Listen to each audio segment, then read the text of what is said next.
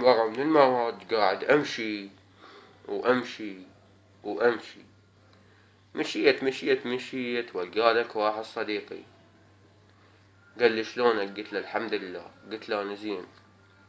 زين لو عراقنا. وراح سألني قال لي شلون حال جهالك زوجتك أطفالك؟ قلت له الحمد لله كوكينة الساعة رابطينها والله. قال لي شلون الحياة وياك زينة؟ لا. قلت له والله طاقتني بنعال. قال لا حشاك. قلت له لا والله انت حشاك. قال لا والله حشاك. قلت له لا اسكت لا اكتلك. قال يلا سكت. ورا ما سكت انا بديت قلت له اخويا انت الحياة شلون وياك؟ قال لا الحياة مضبوطة. قلت له ما تبدل، اعطيك حياتي واخذ حياتك. قال شلون؟ قلت له انا اجيب قناع ارسمه اخليهم يسوي لي اياه عدل والبسه على شاكلتك القذرة، قصدي على شاكلتك الحلوة، وانت تلبس على شاكلتي. قال شاكلتك القندرة؟ قلت له لا لا، شاكلتك الحذاء. قلت له نبدي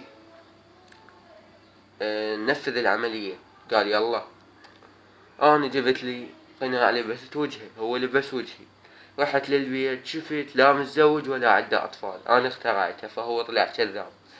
هو راح للبيت ما لقاني همه، يعني ما لقاني لا متزوج لا عندي جهال ولا حياتي حلوة. فرجع قرر يرجع الشخصيته. قلت له يلا رجعنا شخصياتنا. رجع سألني قال لي انت باليوم كم مرة تغلط؟ قلت له 5 مرات عليك. قال ليش؟ قلت له انت قذر وتبقى قذر، وهناك واحد يكذب، ليش تقول لي متزوج؟ قال لا انا متزوج، ترى انا طلعت غلطان بالبيت عبالي بيتهم.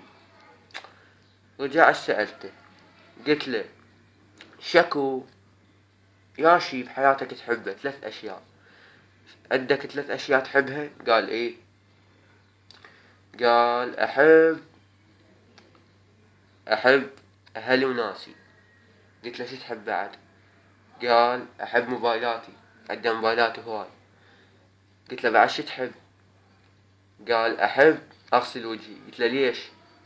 قال لانه ما حد ببيتنا يغسل وجهه. الله. طبعا فاجأني بهاي الكلمة مالته، ما حد يغسل وجهه، لا ايش قد وسخين. سألني آخر سؤال قال لي أنت شلونك ويا عائلتك؟ قلت له الحمد لله زين ويا عائلتي.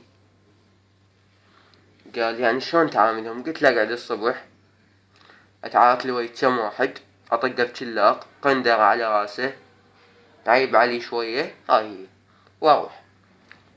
قال ليش؟ قلت له إن هم ما حد يحترم حاله. قال والله.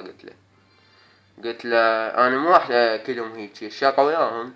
قلت له بس أحب هيجي، يعني أحب أتعامل وياهم بهاي الطريقة، واكو بعضهم هم هيجي، هم أسلوبهم قوي. قال والله. قلت له والله. قال قال والله. قلت له والله. قال قال والله هو أنت هيجي. قلت له لا أنت هيجي والله. قال ابدع. والله في كثر الأيام التي مضت والتحقت فيها، ولكن ترجع إلينا وأشوفك من جالس يمنا. أنا أريتك وأريت وجهك الحبيب التي التقيت فيك، وأنت مشتاق إلينا، وإحنا أكثر من عندك نلتقي إليك في أي وقت وأي جلسة. شكرا. أي تأتي إلينا، يمتى أتيت إلينا ونشوفك وإحنا مرتاحين ونحن ننظر إلى طريقك.